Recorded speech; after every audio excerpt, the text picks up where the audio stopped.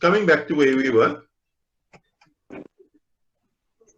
there's been the argument is that schools must prepare people for work because there's been a knowledge revolution, which means that the nature of work has changed, number one, which means that we need updated 3Rs. We need to have higher order thinking skills, which means in number three, that we need more formal schooling. Now, this, of course, and this is why he calls it the education gospel. This, of course, is good news for education. Because what they're saying now is that education is going to solve the problems of the country. Education is going to mean that we can bridge the gap between school and work, right? If we give more people education, and if we give people more education, then they will be able to occupy the jobs, because lots of people can't do the jobs that they traditionally were doing. And they're saying that if we give them an education, then they'll be able to fill the jobs and they will become more productive. This is the human capital theory. They will become more productive. They will be able to find a job because they now have education. So that's the theory. That's what the gospel is. You know, so they say this is the good news. For those of you who went to the gospel, gospel means good news, right? So this is the good news of education. They're saying this is the good news of education. And so, just to summarize, he's making the same point. There's three things you can see that line there. There's been technological change, there are new forms of work organization, and there's international competition. So we're not just competing with people here, we're competing with people in other countries as well. Right? Both our businesses and our workers are competing with people in other countries. So to make the same point, so because it's technological change and jobs are changing all the time, people need to do lifelong learning. Because there are new forms of work organization, so work is changing all the time, and you don't necessarily have a job permanently. You must learn a variety of skills so you can change jobs. Right? And international competition, and you need also soft skills so that you can learn how to become independent and develop initiative. Because it's international competition, that's in the wrong place. They should actually read, there are now a need for greater levels of education because we're competing with somebody else. So we're competing with people in India, we're competing with people in China, we're competing with, to an extent, people in Britain and America. So jobs are going to shift to places where they can find greater education. Right? And so that's why people started to say back in 97, 98, so Tito Mboweni, when he was still Minister of Labour at that time, was saying we need a skills revolution. If we're going to keep up with the rest of the world, we need a skills revolution. They were saying the same thing in America 5 years before that. They were saying the same thing in Britain in the 1980s. Right. Everybody's saying in the whole world, they're saying we need a skills revolution. Now, of course, this is good news for education. But that's what it means. When they say the new vocation, they're saying that we need to make the education system more vocational. The education system needs to prepare people for jobs. That's the first argument. The second argument, so what makes it new, is that the nature of work, because of the knowledge revolution, we can't just prepare people in the old way with the old reading, writing, arithmetic. People need to learn new, higher order skills, and they need to have more education. Right? And so that's the education gospel. That's the education gospel that they're speaking about, and that is the new vocationalism. So that gave you an idea of what is this new plus vocationalism? Yes. Is it a little bit clearer? So those are from your first paragraphs. That is directly out of Grubb. Okay. Okay. Yes. Now, Grubb, fortunately, unfortunately, goes into a lot more detail. Because I was reading the early debates about the new vocation by people like Bates and them, and the spin, etc. That I had a phrase that come up in a very different context back in the 1980s. The book that I was reading was 84, and I discovered Grubb and Lazeron were writing about this in 1979 already. And the debate is actually about how education and the economy should be linked. And it was linked to Margaret Thatcher and Ronald Reagan then coming into power. And they were saying that skills need to support the economy. Okay? And that's so what they were saying then is that there's a skills mismatch. There's a skills mismatch thesis. Now this idea is contested because what they're arguing, similar to what Grubb and them is arguing now, but now of course the new vocationalist has shifted to what Grubb and them was saying. But back in the 80s, they were saying that the 16-year-olds, that the people who are coming out of school, they're not ready for work.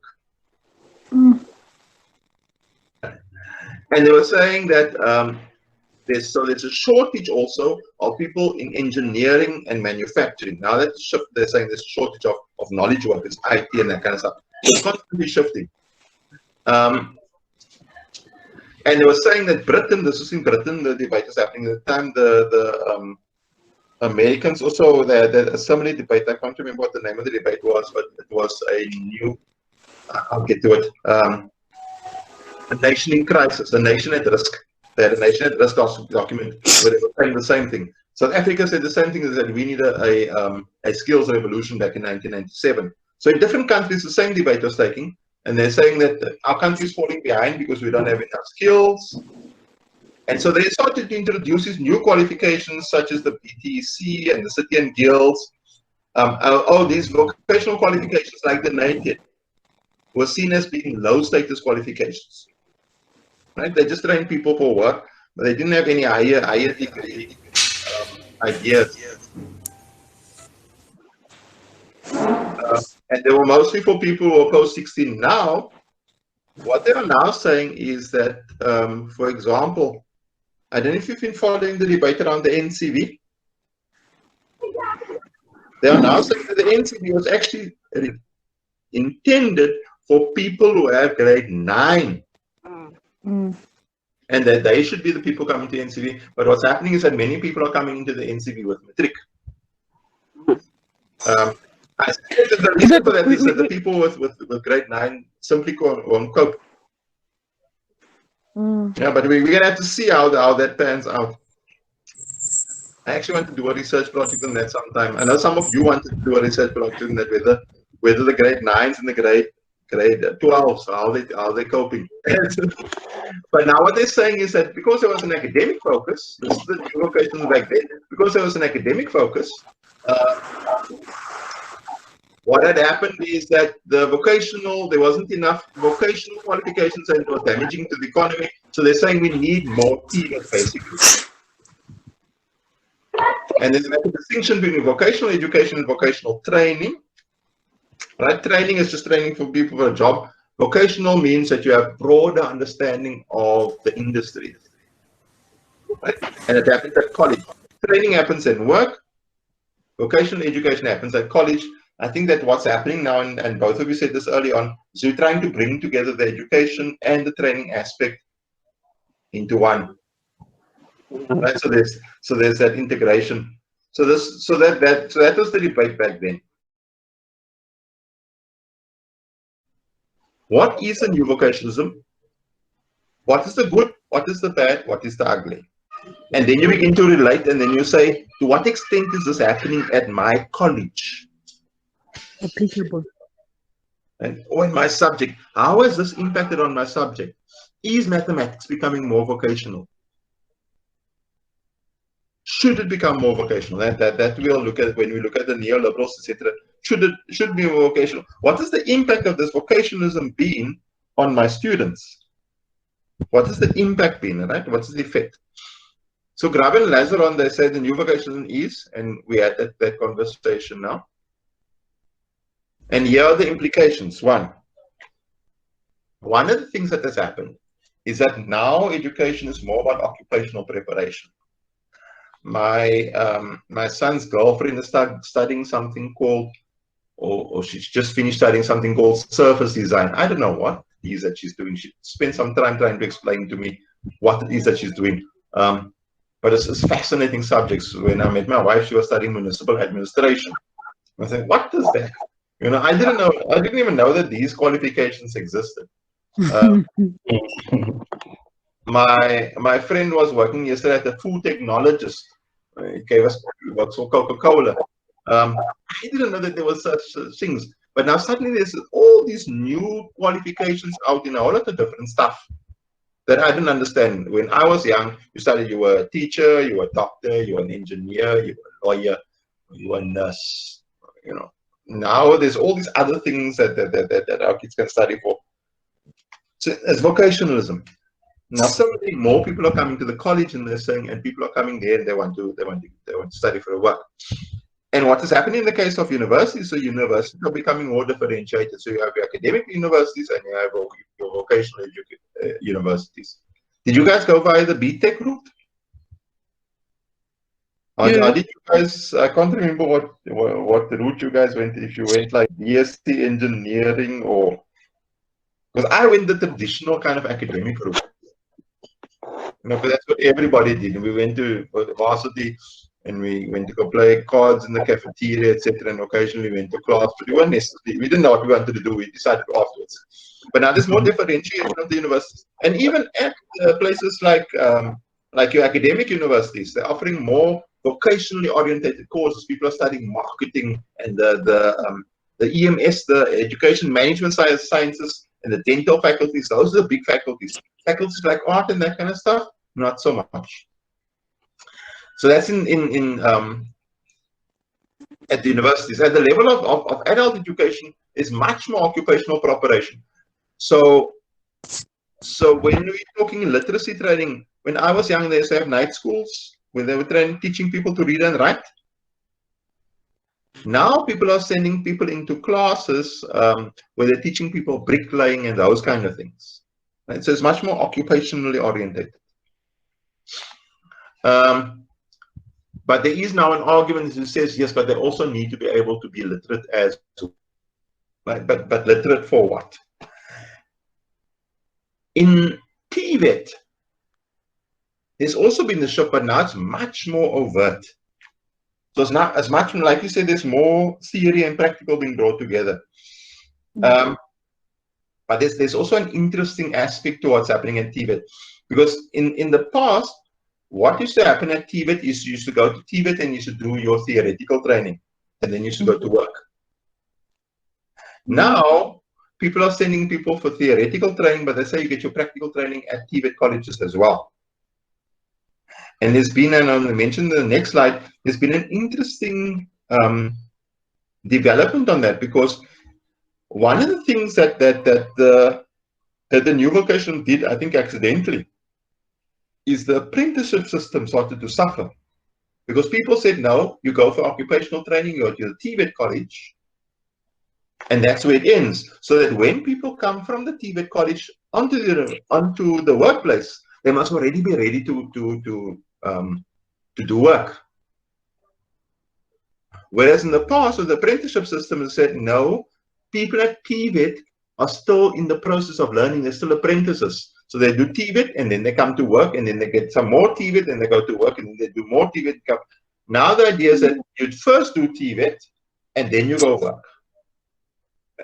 And so the apprenticeship system started to suffer. And in countries like Britain, in the UK, in South Africa, we're finding it very difficult to rebuild that apprenticeship system again, where people are getting work-based learning. And now suddenly everybody's saying, oh, but we need work-based learning. So in Britain, they brought in modern apprenticeships, and they were struggling to get their people back into the modern apprenticeships. Here we brought in learnerships. We brought in this work-based learning, work-integrated learning that you guys are doing. Colleges are struggling to find placement for students. So that has been part of the shift that has happened at TVET, and you guys can speak about what's been happening at your own colleges. What is your relationship of your college to the workplace? The white paper is the government's document, where the government says this is what we think should happen. Yes, I've seen it. Strangely enough, none of us have read it. But that's what the government, and there's a section in that where the government started to saying, this is what we think should be happening at TVET colleges. You may want to comment on to what extent that is happening. Are you as lecturers getting work-based experience? Okay. Have they sent you to workplaces already? Have you been, either of you? Where? Have they sent you to the workplace to go see what's happening there yet? Yes, there was something called Wheel, whereby we're Yes, supposed exactly. through Well- Wheel, we are supposed to visit the companies to see what is new on the market, so that we can relate what we did with what is new, so that to be upgraded to deliver what is on the market, so that we can be on the same pair with what the industries are looking for. Have you been already? It's been while, maybe 2 years ago. For me, I think I'm still in the line because in my college they take only few lecturers each and every full day. So I'm still in the line. Yeah. So it's still getting there, but that's an example of how vocationalism works, because you've got to bring the education in line with what's happening at companies. And your students, have they been on what? Yes. Yes. WBE. Most of them are, sorry? WBE, yes. Yes, yeah. So that is an example of vocationalism in practice. Mm. And I think there's more or less, in fact, there was a report on this, I think, around about 2012. And so then the government started to say, we need to do more of this WBE or WOL, or what's the other word, work-based learning. So it's WBEL. They call it different names, but it's still the same thing as work integrated learning. Do the colleges have people at your college from the CETAs? Education and training, like MERS, CETA, and those, do they have offices at your college? No, we don't have CETA offices in our college, but then we do have particular offices which are working straight with CETAs. Yes, yes, yes. And so they're supposed to liaise with the CETAs, because in the white paper they said that the idea was that all the CETAs would have an office at all the different colleges. In fact, we were speaking to, so we did some of this research back in 2012, and then we found it in the white paper. And one college, just to give you an example of one college, they actually have a CETA office at the college. Mm. Where, so if they want to set people up with learnerships, they want to connect people to jobs, they go to that CETA office. At another college, this company recruits only from the college. So the company doesn't go out and they don't put an advert. They put an advert on the college and they tell the college, look we need 5 people. And then the college advertises, and they take some of their best students normally, and then those students go and they set up the interview happens at the college. So it's a much closer relationship between colleges and industry. Right. So that seems to be the route that we've been going, especially in since about 2013. And maybe a bit before then. I think the debate started in 2011, where they signed an accord called the National Skills Accord, where business committed to placing, I think, 18,000 learners, and I think it was 800 lecturers. So business committed to that, but they've been finding it difficult to do that. So it'd be interesting to hear what is happening at your colleges, and you can maybe work that into your essay. Right. So these are the implications. So it moves more towards occupational preparation. At TVET colleges, it's much more overt that college is there to prepare people for work. Right.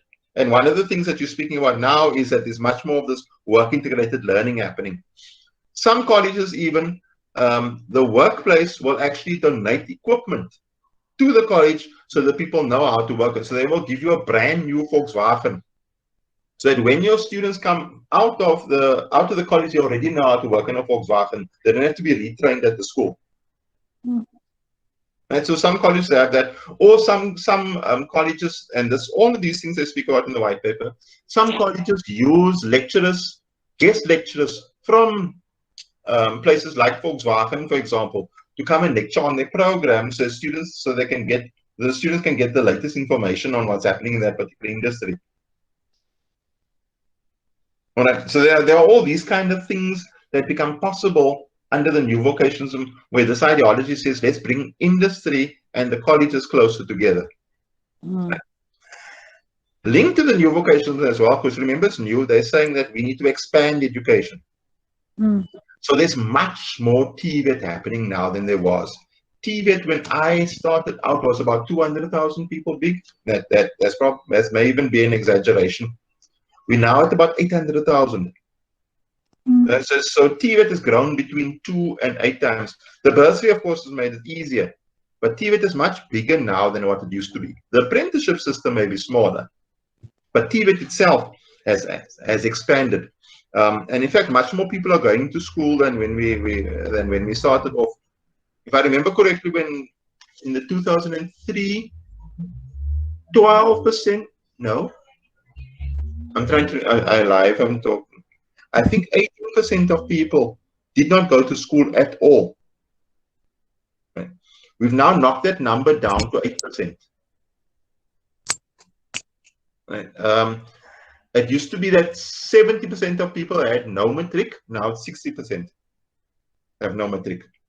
Okay, so much more people are going to education, not just here, all over the world, in the European countries and in the USA and Canada. 50% of people are at university. They're not even speaking about mass higher education. They're speaking about universal higher education. All right, so these are some of the implications. So this is the good news. There's 4 different people who are pushing this new vocational agenda. One, the job market is pushing it, because they're saying that the occupations require qualifications. Nowadays, you need this credentialism. You need a piece of paper to be almost anything. And in some cases, it's gone out of hand. Like I've now heard, don't tell Lana, I said this. There is now a qualification for you to become a toll packer. Right? So now suddenly you need a piece of paper to do something that you didn't do before.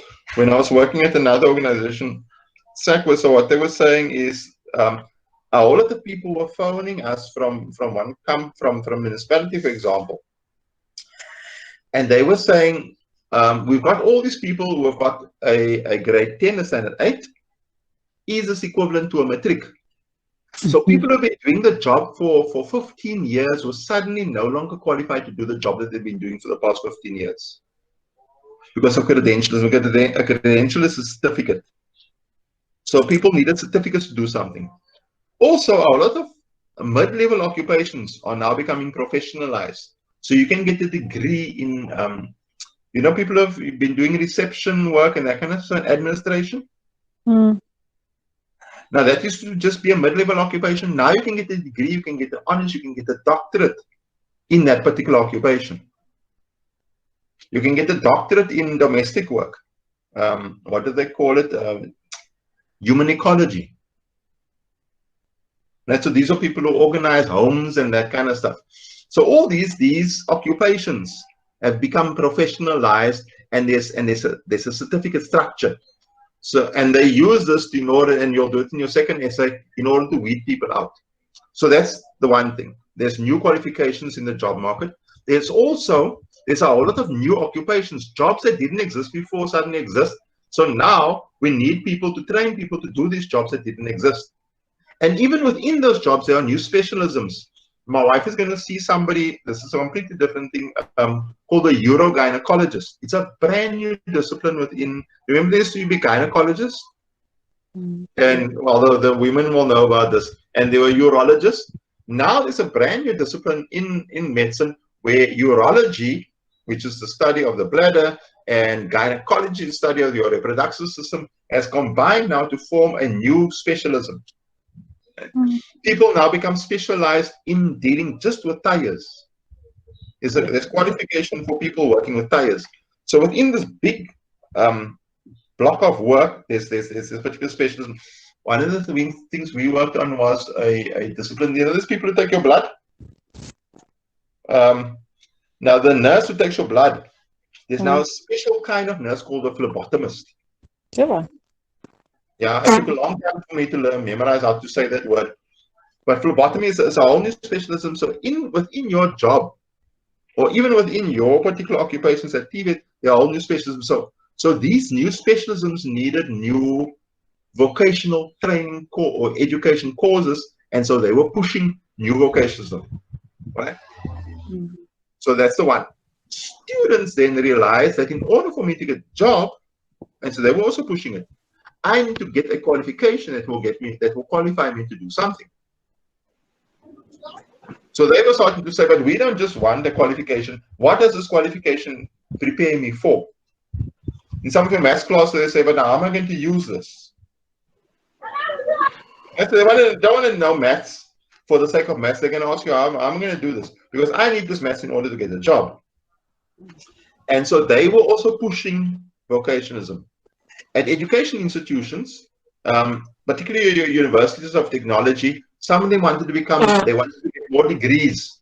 So now there are more degrees in vocational courses because the universities of technology are moving to this space. There are more courses because now the colleges and the schools are in competition. There are more vocational courses at schools as well. What you must study, kids study something in computer assisted, I can't remember what they do, computer assisted design, etc. And so schools also were starting to say, we want to have more vocational training. And so your universities were saying, we also want a piece of that market, right? And then, of course, at the political level, lots of the politicians were starting to push this. They were starting to say, we need more vocationalism so that we can be internationally competitive. We need more vocations so that we can give students opportunities to learn how to work. So there's a whole lot of people, and if you read Grubb, you'll see this is a short summary of what he's saying. There are a lot of people who are saying we need more vocationalism. What Grubb is then saying is Grubb is saying, however, it didn't necessarily work out the way that we wanted it to. And this is the part of the argument that you also have to make. Right. Vocationalism is a good idea, we need to do it. But what in fact has happened? Okay, one, and you can read about this, is there are 4 different versions of vocationalism. There's almost different levels of vocationalism, and you can read up about that in Grubb. The second one is that ironically, there's been a separation from work itself. Because what happened, and this is the time that Grubb was writing, I think he wrote this in the 90s. No, he wrote this in 2009. And there's been a shift since then, I think. But at the time, what has happened is that people were pushing the vocational training onto the colleges, and the workplaces themselves were closing down their training centers.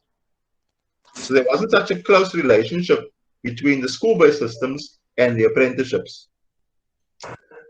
And now, even now, you'll find out, and this is when you come to the neoliberal view, which we'll do later, that lots of the private training companies are offering things like learnerships, and the colleges have been left out of that deal. Right? So we had a situation, for example, where people were doing the NCV, and they were going from the NCV, they're doing NCV4, then they were going to do the N2, because the N2 got them into the apprenticeship, which is an N2 apprenticeship. So they already had NCV4, which is matric level, and then they went down to an N2, which is a grade 9 level, because they wanted to do the N2 apprenticeship, because that's what got them jobs. Because the colleges and the schools were separated, right?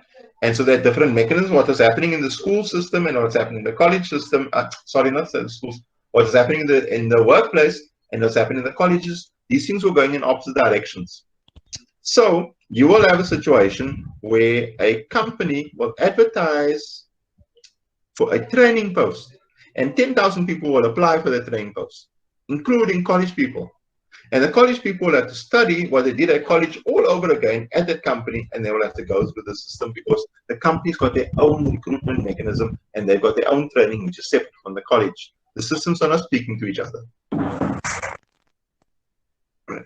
So there's that kind of separation has started to come across. And says this is what is observed by doing comparative studies, where Grubb in particular has been to different parts of the world to observe this, but Lazeron is known as well. So that's the one effect.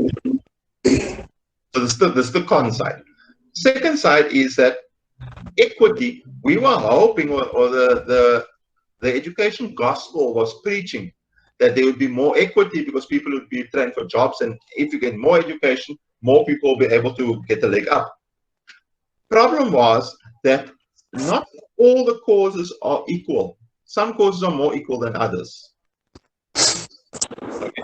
So there were differences between tracks and programs. So some courses, for example, if you went the vocational track and you had the TVET track, it may not have had the same status as somebody with a matric.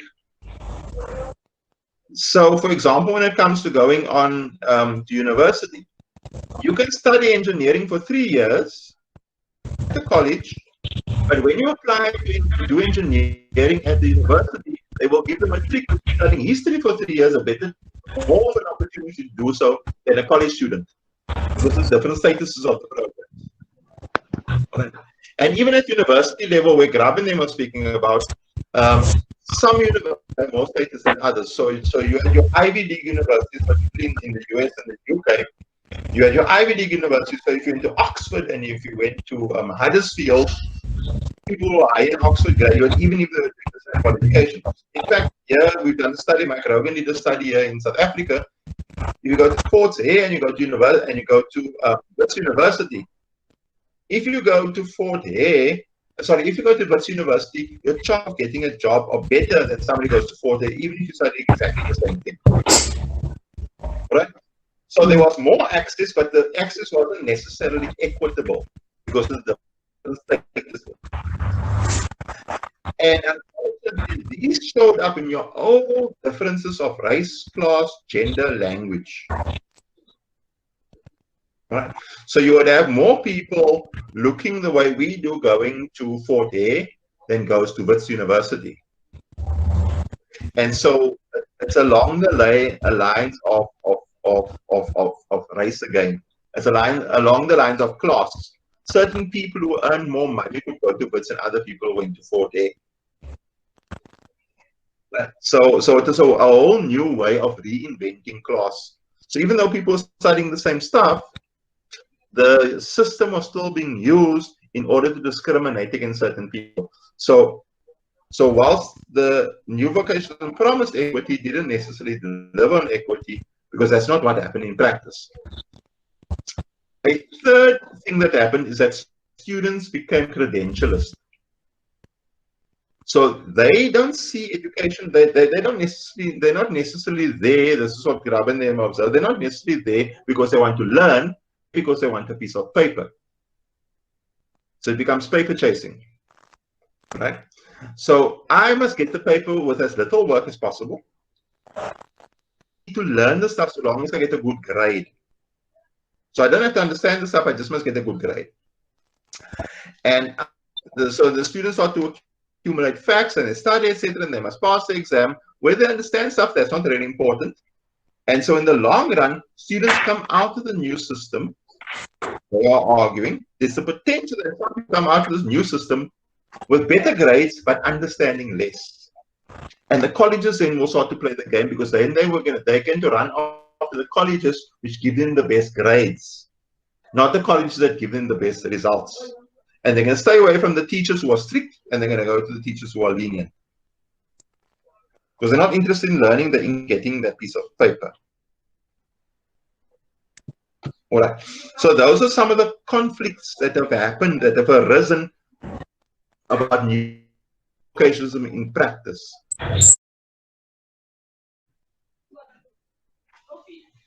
So now what's happening is that Grubb then says they are good, and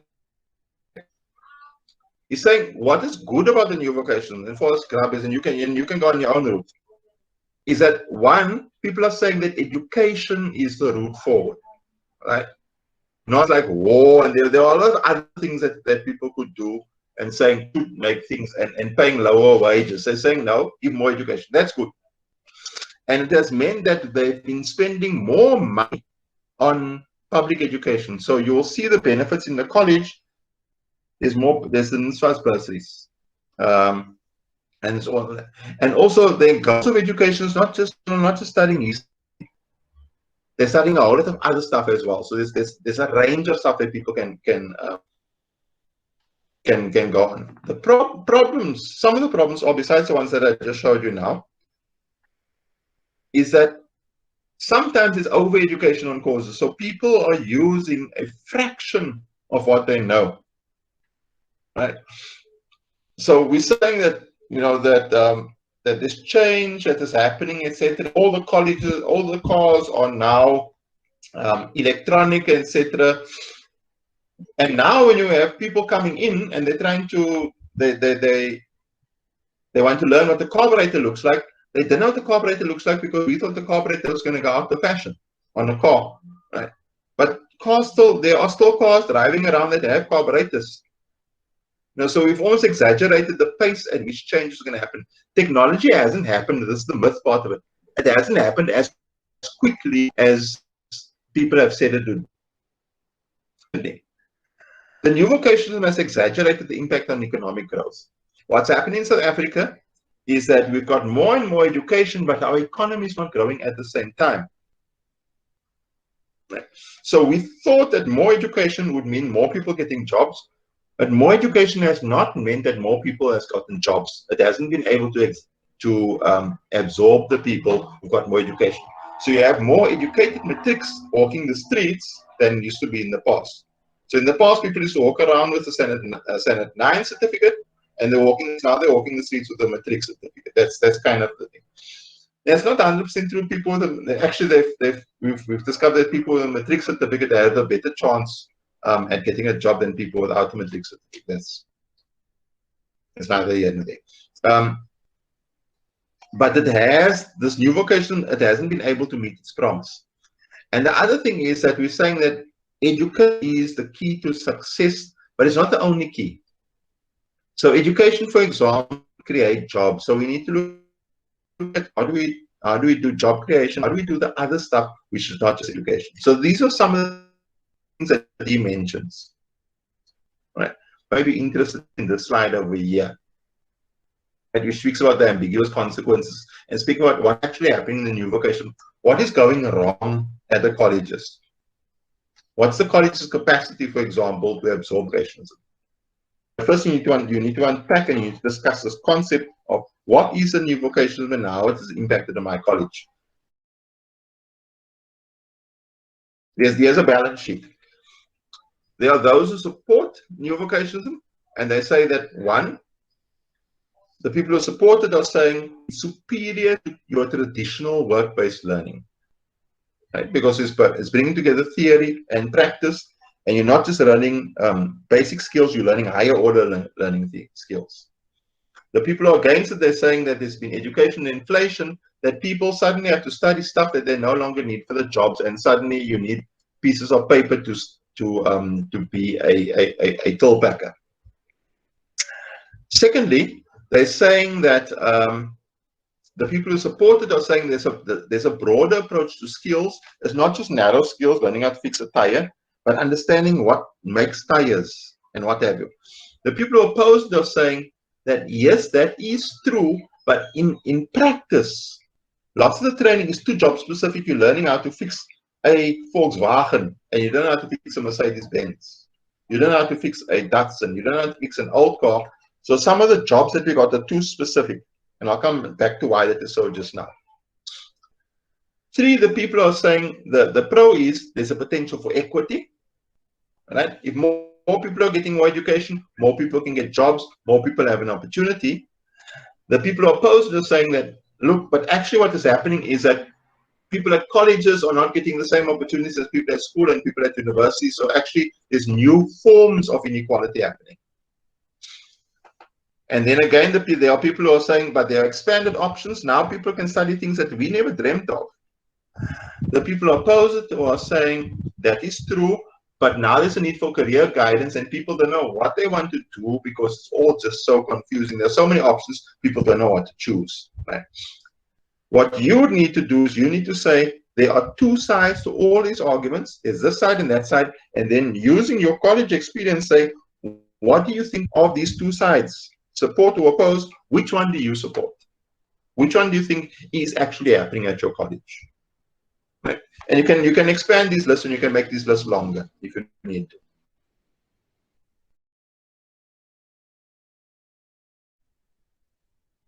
Now here, this is perhaps the crux. You need to include this in your essay somewhere. Two forms of vocationalism actually. This is what Grubb and them are arguing. Grubb is saying there's the new vocationalism as advertised, but they're saying that in reality there's another form of vocation called hypervocationalism. And in hypervocationalism, they are not training people for vocations. They're not training for people for these expanded 3 R's, etc. What is happening is that in factories, in courses, they are training people for only narrow work skills. They're training you just to do that job. Right? And they're not just training you to do that job, but the work is becoming de-skilled. They train the work that people are sending people out to do as routinized work, as low skills work. Right? They're training people to pack bricks together, but they're not training them how to do brick making and how they're training them just how to weld, but a quick and dirty training. Is it like when you are training? They're not training them to become deep welders and how to you know, what is all the deep stuff of a welder. Is it like when you are doing the basics, like they're training about the basics, like maybe skilled what can I say? Maybe Yes. they're just giving you the basics, not maybe the real job, like maybe just to I don't know how to explain. Yeah, just so that you can do the job. So if, for example, I want to replace a plug, they will give somebody quick train. They won't train them to be an electrician. They'll just train them to fix that plug. Because the thing is, and this is happening especially in certain countries, especially English-speaking countries, is that they want to hire cheap workers. So they want somebody who can do the job. They don't want somebody who's fully trained, who they have to pay more. Okay, yeah. So instead of hiring an electrician, they will teach somebody just to fix that plug. They don't need a qualified electrician. They don't need a qualified electrician, but they can give them a piece of paper that says they're qualified to do the small part of the job. So instead of, and here's a word that you may have got from Nigel, instead of competence, they're teaching them competencies.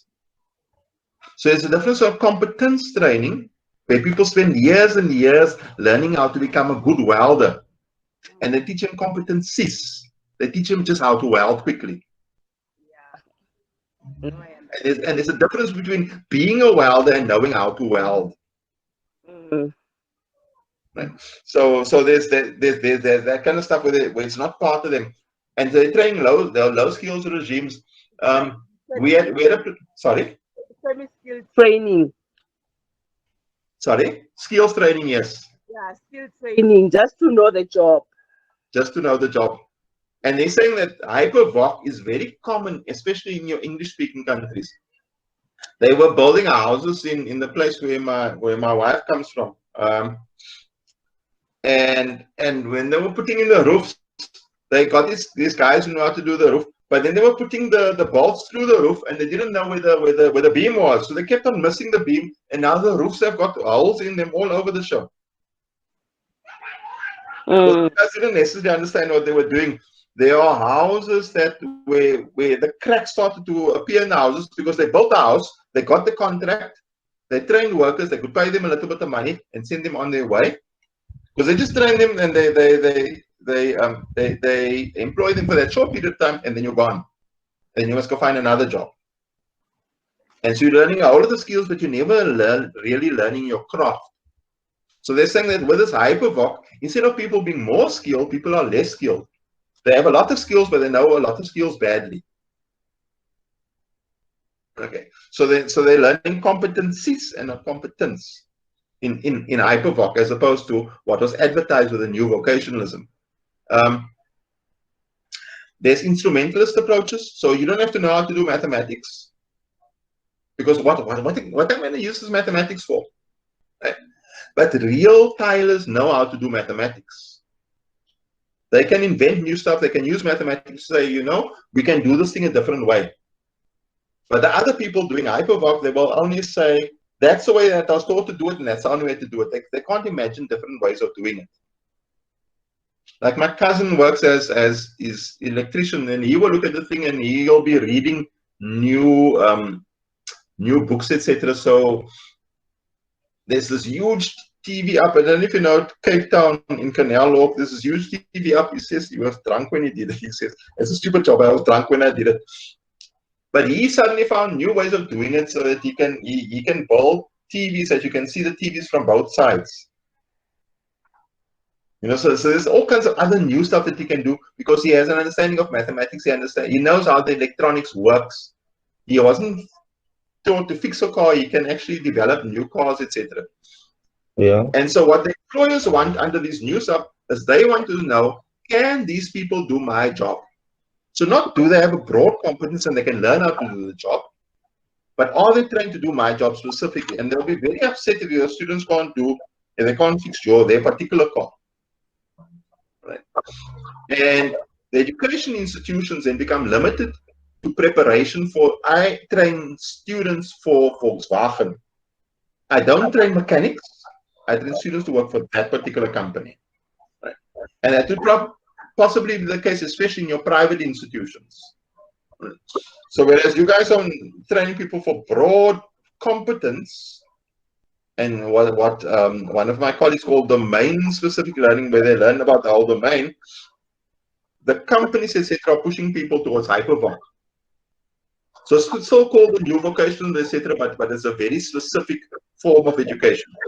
And one of the things that Grubb and Lazeron are arguing, he says that we need to oppose HyperVoc within the colleges so that it doesn't become the way of doing things. But there's a lot of pressure from companies, from business, to make sure that HyperVoc happens at the colleges and not vocational preparation. Because the argument would be that in some places they actually don't want trained electricians because they're too expensive. A trained electrician will charge me 350 Rand to change my plug. I can get somebody off the city to change my plug for 50 Rand. But the problem is that then the occupation itself suffers because all the short-term training. I've spoken about these are the implications of Grubb. This is why people are pushing the new vocationalism. These are the problems with the new vocationalism. This is his balance sheet of what people are saying for and against. And slide is not necessarily too important. This slide is more important, but you can expand on the slide of saying what are the arguments for and the arguments against. And I put them side by side. So here, traditional work-based versus education. There are two sides to every story. Which side do you support? What is happening at your college? And then there's this notion of HyperVoc. To what extent is your college falling into HyperVoc? Is your college a new vocational or is it a HyperVoc institution?